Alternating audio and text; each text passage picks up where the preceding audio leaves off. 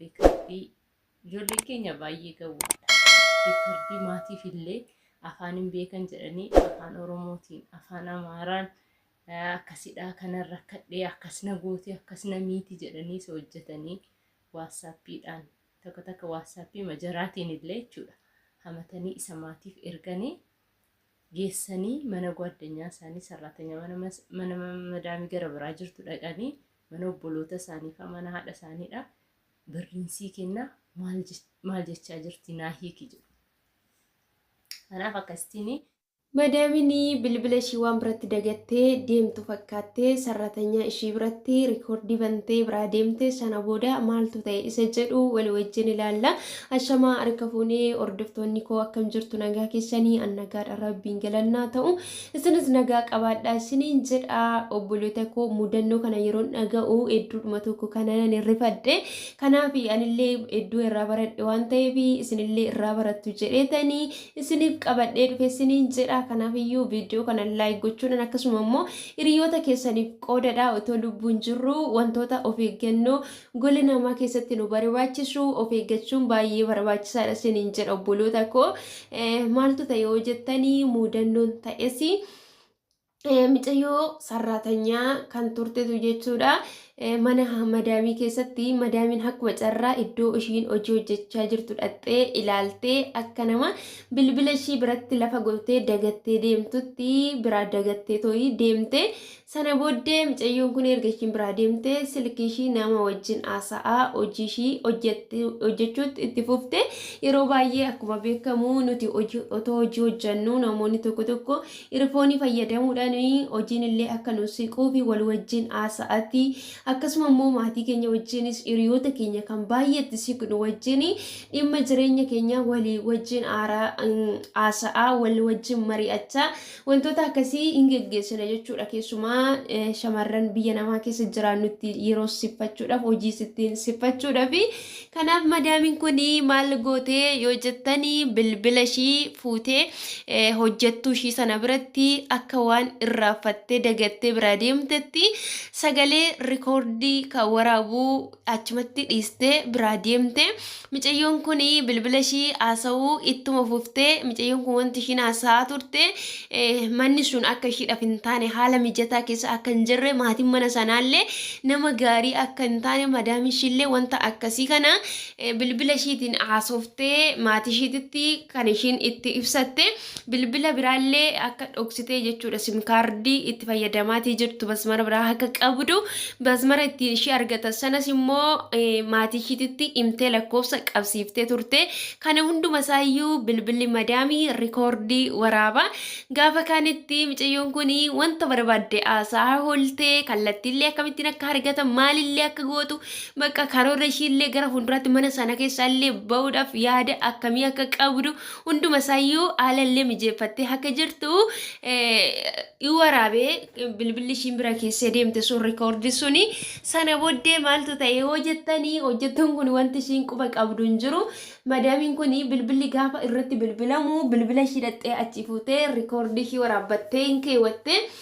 bilbila ishii achi fudhattee gara hiriyoota ishii yookas immoo iddoo biraa deemteeti hojjettuu Itoophiyaa kan taate tokkoon afaan kana naayiki birrii hanga kanaa siif hin kennaa jetteeni sana booddee micayyoon tolee jettee irraa fuutee gaafa dhaggeeffattu micayyoon kun lakkoofsa micayyoollee achi keessaa qabattee kallattiillee kan ittiin basmara biraa kan ittiin argatanillee muluu isaayyuu hundayyuu achi keessaa qabattee hojjettuun kun ishiin Itoophiyaa taate sun madaamii sanaani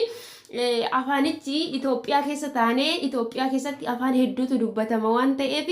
afaan kana ani hiikuun beeku waan ta'eef gara biraatti hiiksifadhu jetteeni sana booddee yeroodhuma sana hojjettuun kun micayyoo kanaaf lakkoofsa ishii rikoordii sana keessaa qabatteerti waan ta'eef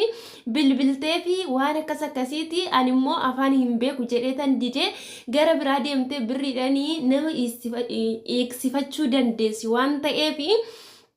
deemi bakka yalaa maladhu badi mana sanatti eegini wanti haati haasoftee wantoota hammeenya isaanii yookiis immoo iddoo sii ta'uu didee bahuuf akka jirtu wanta baay'eedha waan ta'eef kanaaf iyyuu ama wanta hamaa ta'e tokko sirratti adabbii fudhachuu danda'a waan ta'eef akka sanatti baay'etteeni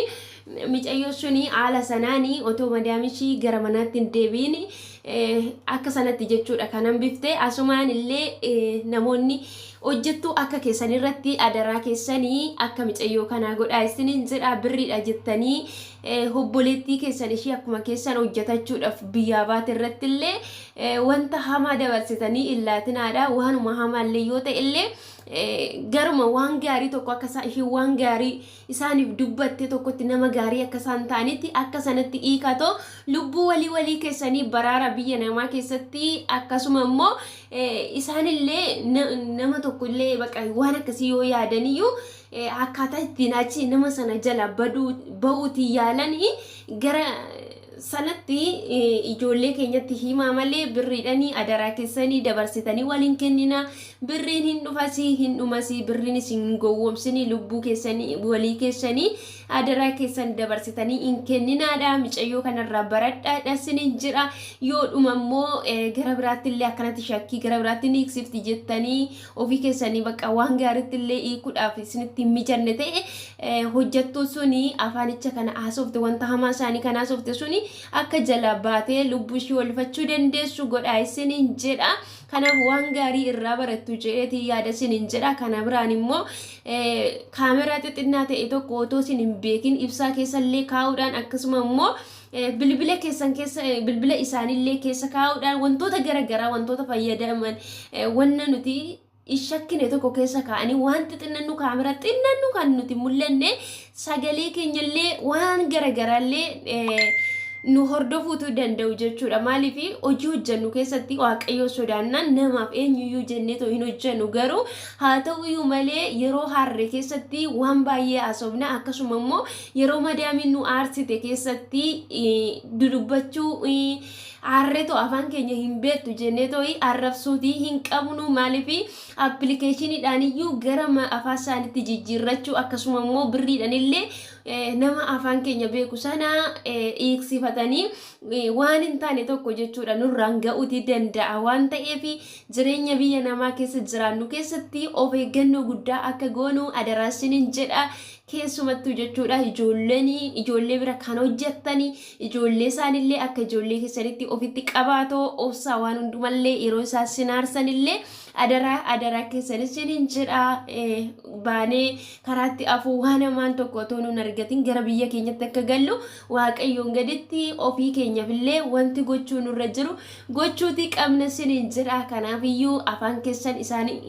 afaan keenya hin beekan jettanii bira taa'isanii nama lama yeroo gara biraati walitti dhuftanii hojjettoonni jechuudha gammaddanillee waa'ee ammeenya isaanii akka walitti naasobne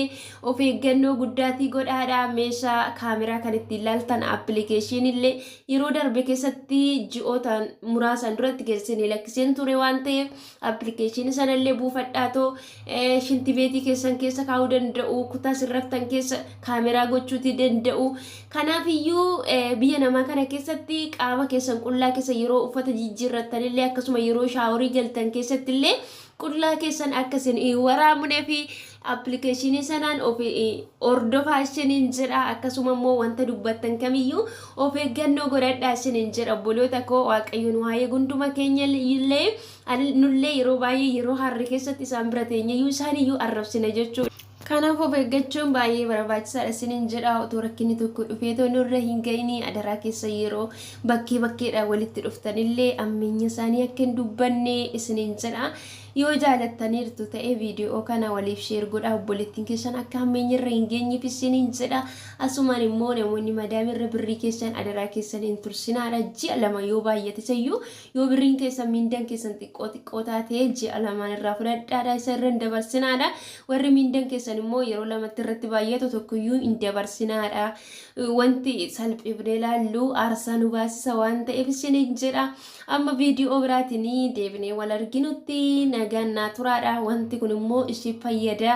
jedhee hanillee waan ani irraa baradhee fi